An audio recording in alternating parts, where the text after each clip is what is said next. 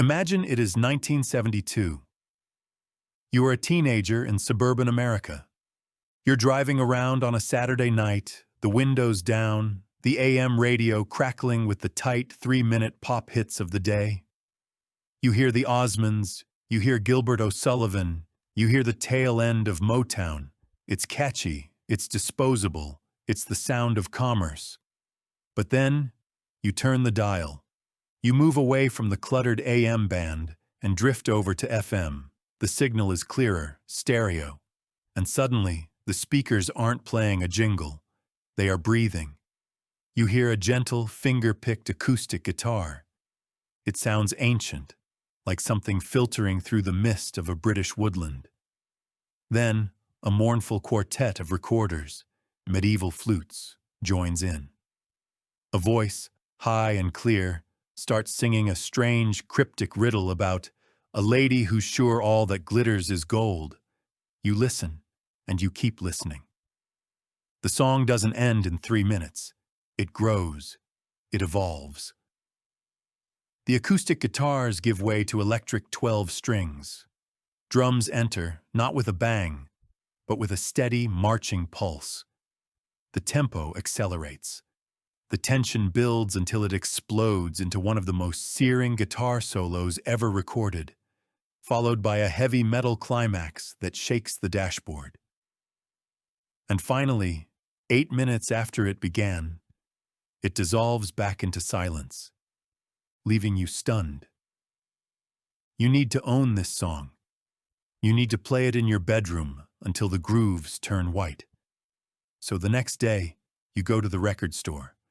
You walk up to the counter and ask for the single of Led Zeppelin's Stairway to Heaven. And the clerk behind the counter shakes his head and tells you the impossible truth. You can't buy it. It doesn't exist. There is no 7-inch single. There is no 45 RPM record with an A-side and a B-side that you can slot into your jukebox. If you want that song, that 8-minute epic that you just heard change your life on the radio, you have to buy the entire album, an expensive, mysterious package with no title and 4 strange symbols on the cover. This is the central paradox of Stairway to Heaven. It is arguably the most famous rock song of all time. It is the free bird of the FM dial, the forbidden riff in every guitar store, the slow dance climax of 1 million high school proms. By some estimates, it is the most played song on radio in history.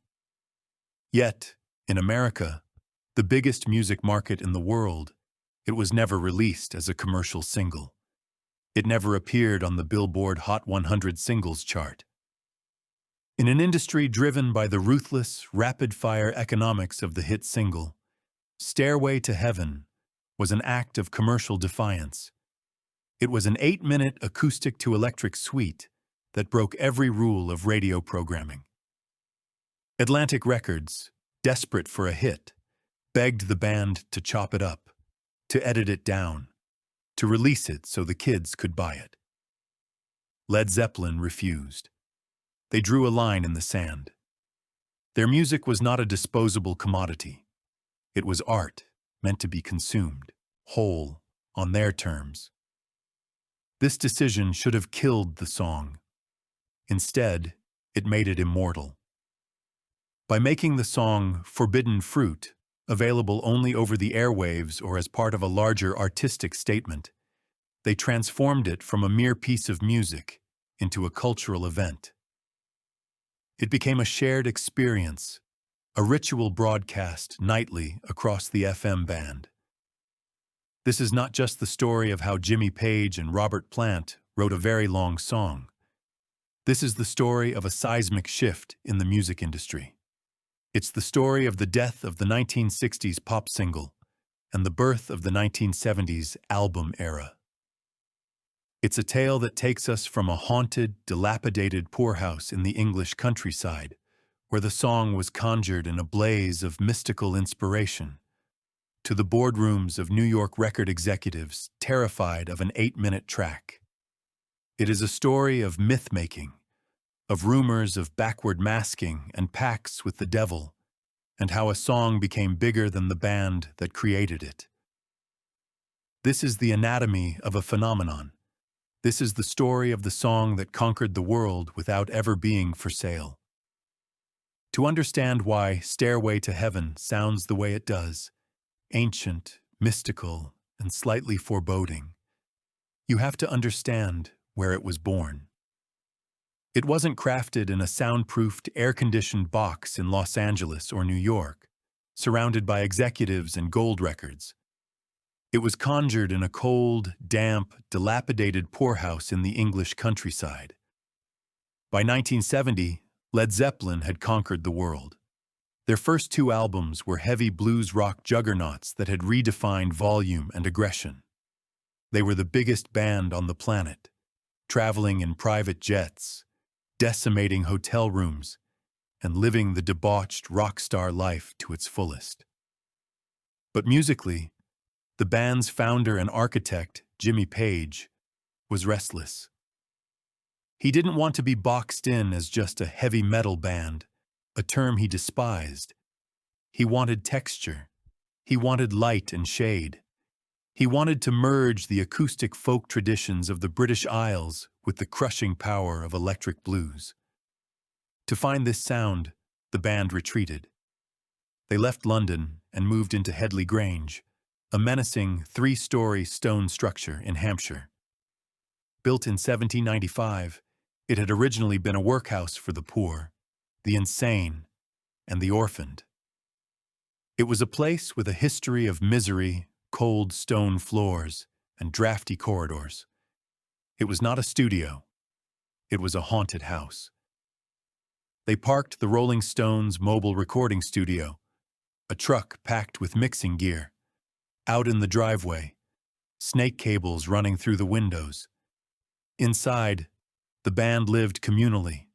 They ate together, slept there, and played constantly. The house itself became the fifth member of the band. The drums on When the Levee Breaks sound like cannons because they were recorded in the Headley Grange lobby, utilizing the natural, cavernous echo of the stairwell. It was in this atmosphere, smelling of damp wool, wood smoke, and tea, that Jimmy Page began to assemble his masterpiece. He had been carrying the seed of the song around for months. He had a series of guitar pieces, unconnected fragments recorded on a portable cassette player. He had the opening, that fragile finger-picked arpeggio in a minor that descends chromatically. It's a chord progression that feels instantly familiar, like a folk song you've heard in a dream, yet distinctly unsettling. He had the fanfare sections.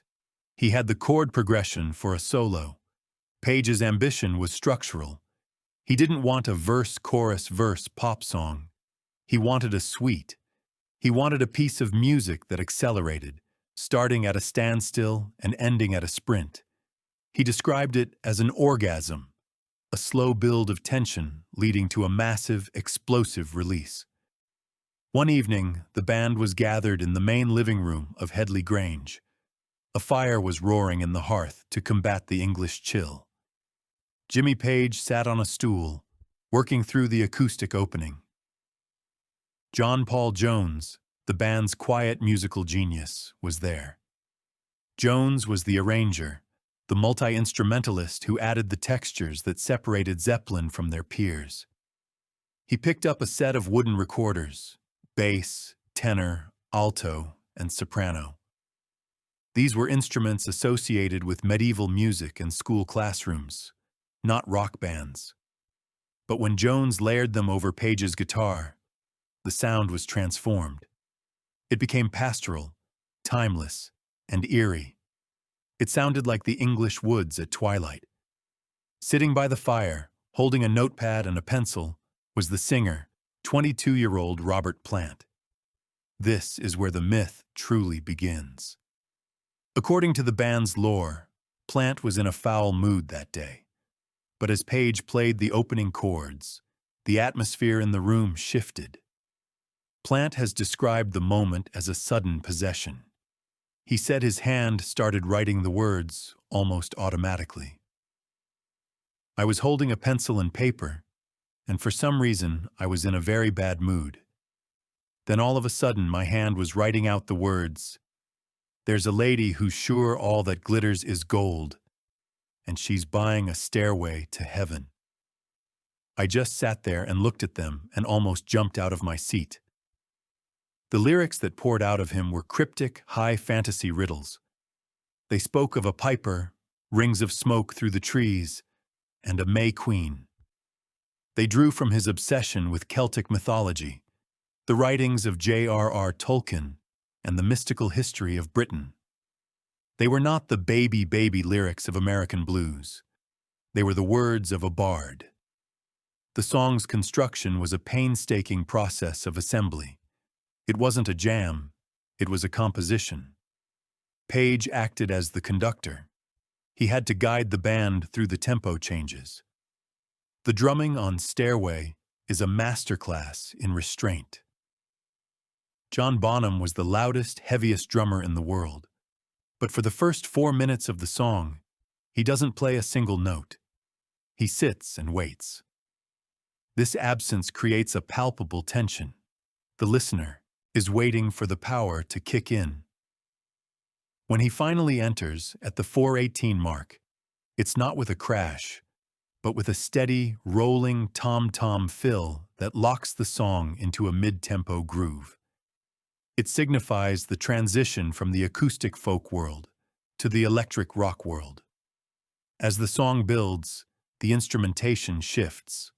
Page swaps his acoustic guitar for an electric 12-string. In the studio, he layered multiple guitars. On stage, he would famously use a double-necked Gibson EDS 1275 to play both parts. The tempo increases. The fanfare section arrives, signaling the final act. And then, the solo. At the 5:55 mark, the song changes key and launches into the section that every air guitarist knows by heart. For the recording, Jimmy Page picked up a 1959 Fender Telecaster, a gift from his friend Jeff Beck, plugged it into a small Supro amplifier, and unleashed a solo that is often cited as the greatest in rock history. It wasn't composed, it was improvised. Page recorded 3 different takes, 3 different solos. He listened back to them and chose the one that felt the most structured, the one that told a story. The solo starts low and hesitant, climbs the neck of the guitar, builds in speed and intensity, and finally erupts into a flurry of high notes that perfectly bridges the gap to the song's heavy metal finale. By the time Robert Plant comes back in for the final section, shrieking, and as we wind on down the road, the song has transformed into a hard rock stomper. The delicate folk song is gone, replaced by a wall of sound.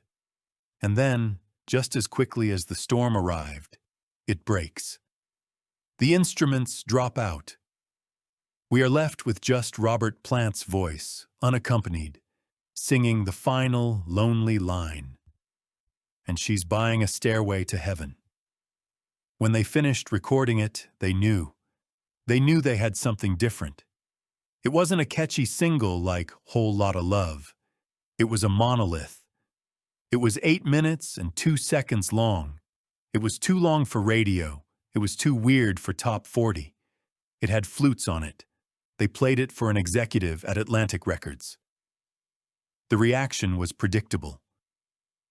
"It's great," the suit said, "but we have to edit it. We need to cut out the beginning. We need to make it 3 minutes. We need a single." This was the crossroads. A normal band, hungry for radio play, would have agreed. They would have released a radio edit. But Led Zeppelin was not a normal band. They were managed by Peter Grant, a man who was 300 pounds of intimidation and business savvy.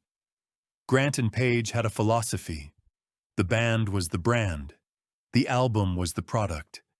They told Atlantic Records, no edits, no single. If people want to hear this song, they have to buy the album.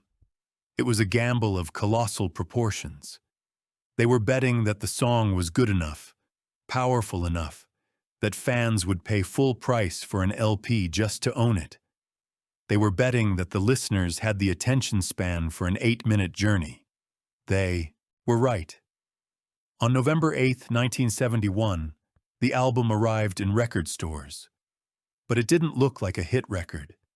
It didn't look like a product at all. There was no title on the front cover. There was no band name. There was only a painting of an old man carrying a bundle of sticks hung on a peeling, wallpapered wall. If you turned it over, there was no track list. On the inner sleeve, there were no names, just 4 cryptic runic symbols. The record executives at Atlantic were apoplectic. They told the band this was professional suicide. You cannot sell a product if people don't know what to ask for. How do you chart an album with no name? But Jimmy Page and Peter Grant knew exactly what they were doing. They understood their audience better than the suits in high-rises did. They knew that by removing the brand, they were creating a mystery. To own this record was to be part of a secret society. You had to know. The gamble relied entirely on one thing. The music had to be undeniable, and the delivery system for that music wasn't the record store shelf. It was the radio. But not the radio of the 1950s or early 60s. This wasn't AM radio with its screaming DJs, 90-second commercials, and 3-minute limits. This was the dawn of FM. In the early 70s, FM radio was the Wild West. It was the underground. The DJs were cooler, quieter. They played deep cuts. They played entire album sides. And for them, Stairway to Heaven was the Holy Grail. It was 8 minutes long. For a DJ, that was an eternity. It was a bathroom break. It was a smoke break. It was a chance to sit back and let the music do the work. The song began to spread across the airwaves like a contagion. It started on the coasts, in the cool college towns, and filtered into the heartland. Listeners would call stations and request Stairway.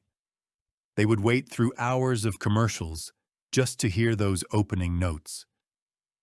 Because they couldn't buy the single, they had to wait for the radio to dispense it to them, like manna. This scarcity created a hunger that drove album sales into the stratosphere. People were walking into record stores and buying a $5.98 LP, a significant amount of money for a teenager in 1971, just to own one song. Led Zeppelin 4, as it came to be known, shot to number 2 on the Billboard charts. It was blocked from the number 1 spot by Carole King's Tapestry, but while Tapestry eventually faded, Led Zeppelin 4 never really stopped selling. It stayed on the charts for 281 weeks. It has since sold over 37 million copies. It is one of the best-selling albums in the history of recorded sound, and the refusal to release Stairway as a single is the primary engine of that success. But the song's impact went deeper than commerce. It became a ritual. In the 1970s, Stairway to Heaven became the centerpiece of the American high school experience. It was the prom song. It was the last dance at the school mixer. Think about the structure of the song. It is the perfect narrative arc for a slow dance. It starts slow and awkward, the acoustic guitar giving teenagers a chance to find their rhythm, to hold each other at arm's length. As the song builds, the comfort grows. The drums kick in. The sway becomes a groove. And then, the solo. The energy releases. And finally, the heavy metal climax allows for a few minutes of wild abandon before the song collapses back into that final, intimate line. It was a miniature relationship, played out in 8 minutes. It became the anthem of the parking lot, the basement, and the bedroom. It was the song you put on to test your new stereo speakers. It was the song you learned to play on guitar to impress a girl. It permeated the culture so thoroughly that it became a cliché, a joke, famously denied in the movie Wayne's World with the no stairway sign, and a sacred text all at once. Led Zeppelin had bypassed the pop machine entirely. They hadn't gone on Top of the Pops or American Bandstand. They hadn't released a 45. They had conquered the world on their own terms, forcing the audience to come to them, to enter their house, to listen to their sermon. As the 1970s wore on, and Led Zeppelin transformed from a band into a myth, traveling in their private Boeing 720 jet, the Starship, renting out entire floors of the Riot House in LA, the song Stairway to Heaven began to accrue a mythology of its own.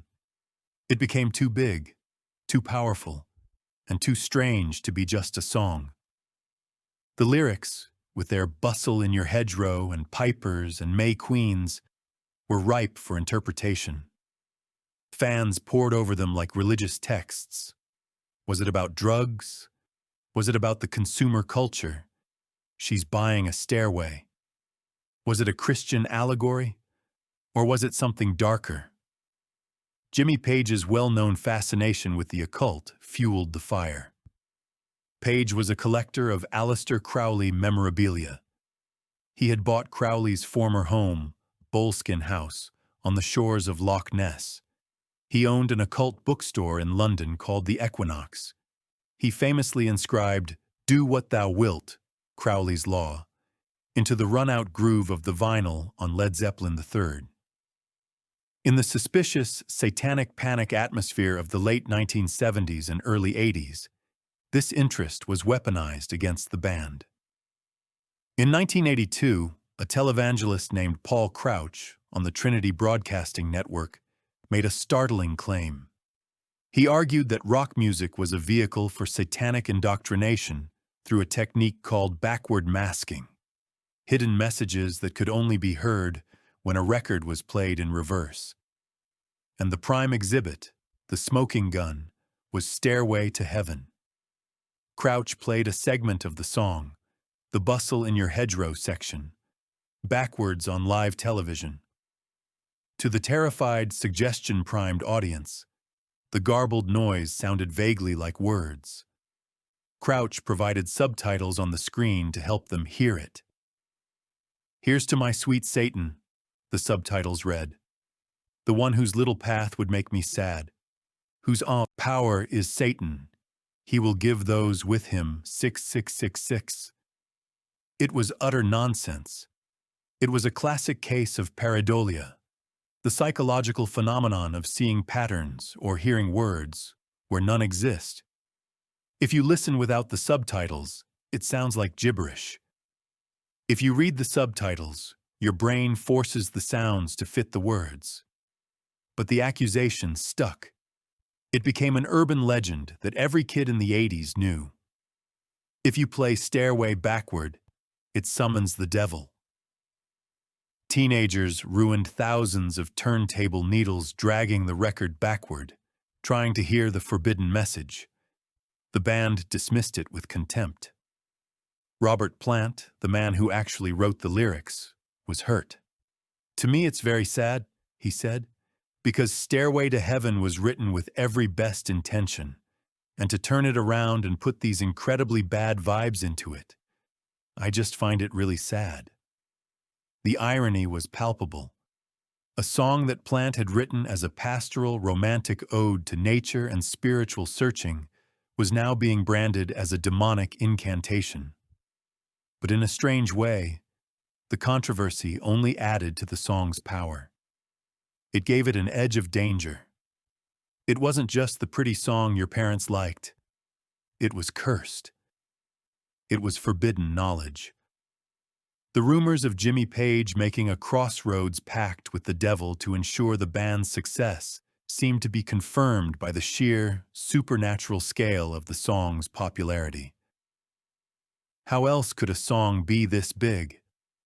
The curse narrative was strengthened by the tragedies that befell the band in the late 70s. Robert Plant suffered a horrific car accident in Greece. Then, in 1977, his 5-year-old son, Karak, died suddenly of a stomach virus while the band was on tour.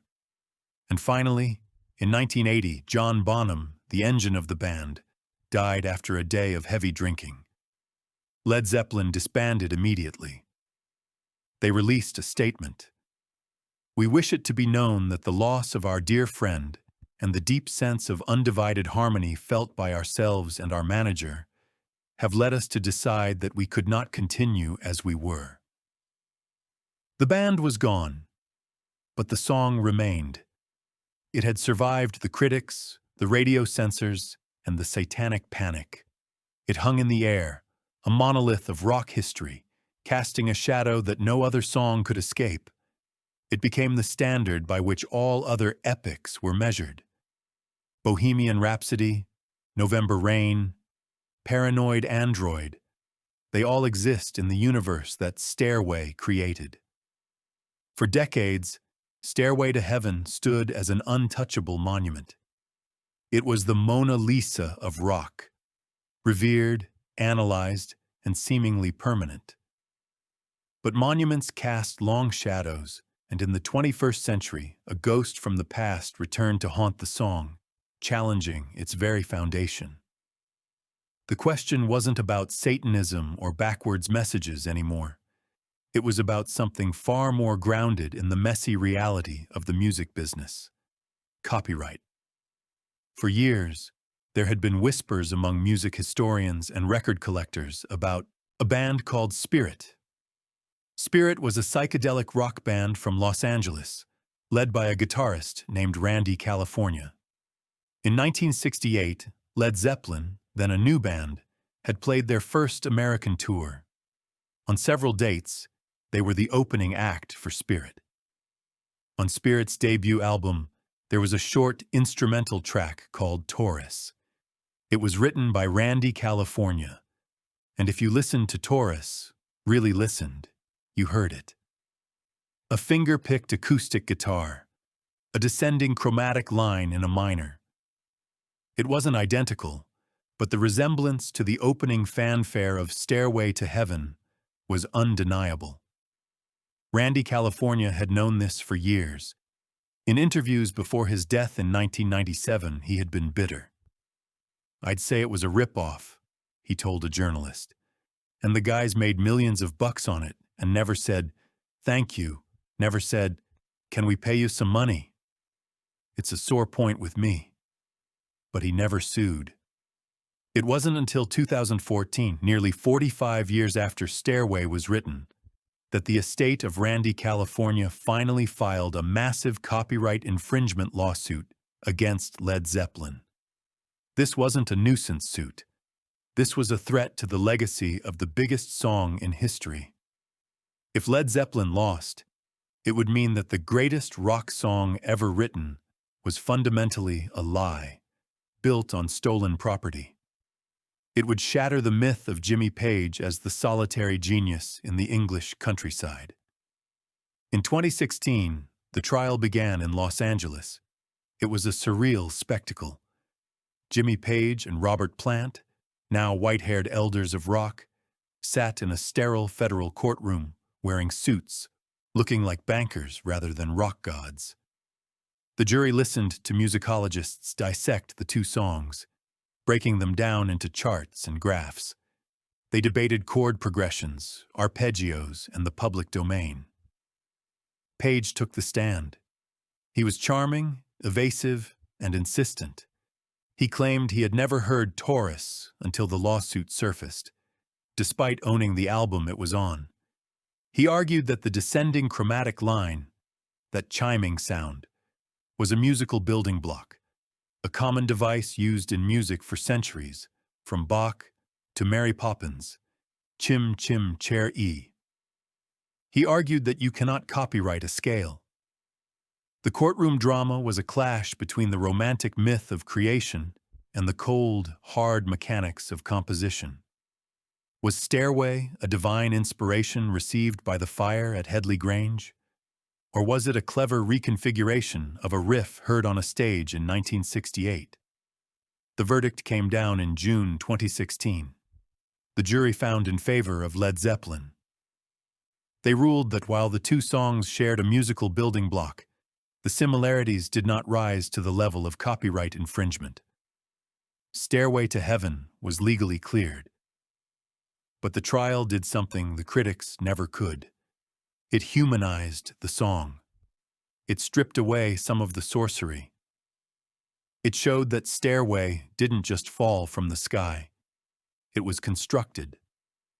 Whether Page consciously or unconsciously borrowed from spirit, or whether they both borrowed from the deep well of folk tradition, the trial highlighted the folk process itself, the way music evolves, borrows, and transforms. Stairway to Heaven survived the court of law. But the true verdict, the emotional verdict, had already been delivered a few years earlier, in a moment that captured exactly why this song matters, regardless of where the opening notes came from. In December 2012, the surviving members of Led Zeppelin, Page, Plant, and John Paul Jones, sat in the balcony of the Kennedy Center Opera House in Washington, D.C. They were there to receive the Kennedy Center Honors, America's highest award for the performing arts. They were wearing tuxedos and rainbow ribbons. They looked like dignitaries, far removed from the mud of 1970. On stage, the band Heart, Sisters Ann and Nancy Wilson, walked out to perform the tribute. They were backed by a small band, Jason Bonham, John Bonham's son, on drums, and eventually, a massive choir and orchestra. They began to play Stairway to Heaven. It is a dangerous song to cover. It is so iconic, so specific to the chemistry of Led Zeppelin, that almost every cover version feels like a parody. But the Wilson sisters didn't play it like a cover. They played it like a hymn. Nancy Wilson played the opening acoustic intro flawlessly. Ann Wilson sang the lyrics not with Robert Plant's original shriek, but with a deep, soulful, earth-shaking power. As the song built, the curtain behind them rose to reveal the choir, dressed in robes, and the string section. And then, the camera cut to the balcony. Robert Plant, the man who had written those cryptic lyrics by the fire in 1970, the man who had spent decades trying to distance himself from the song, calling it a wedding song and refusing to play it, was crying. Tears were streaming down his face. He looked stunned, overwhelmed, and deeply moved. Next to him, Jimmy Page was nodding his head, a smile of pure, childlike delight on his face. John Paul Jones looked on with quiet pride. In that moment, the myth fell away. The lawsuits, the satanic rumors, the radio edits, the no stairway jokes, it all evaporated. What remained was the music. Robert Plant's tears were the final proof of the song's power. He wasn't crying for his youth, or for the money, or for the fame. He was crying because he was hearing his creation given back to him. He was witnessing the journey of the song. He saw that the stairway he built had allowed millions of people to climb it. The performance built to its massive heavy metal climax, the choir singing the final "And She's Buying a Stairway," with the force of a gospel revival. When it ended, the President of the United States, the First Lady, and the entire audience stood and cheered. Stairway to Heaven was never a single. It was never designed to be a hit. It was an arrogant, artistic gamble by a band that refused to compromise. It was a song born in a cold poorhouse, accused of being demonic, and dragged through a federal court. And yet, it stands. It is the ultimate testament to the album era, to the idea that music requires patience, that a song can take its time, that it can be mysterious and long and weird and still conquer the world.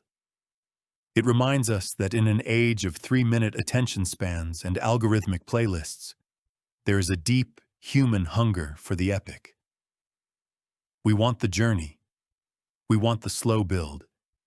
We want the mystery. We want to be taken from the acoustic firelight to the electric storm, and back again. Stairway to Heaven isn't just a song about a lady buying a stairway. It's a song about the search for meaning. It's about the tune that will come to you at last.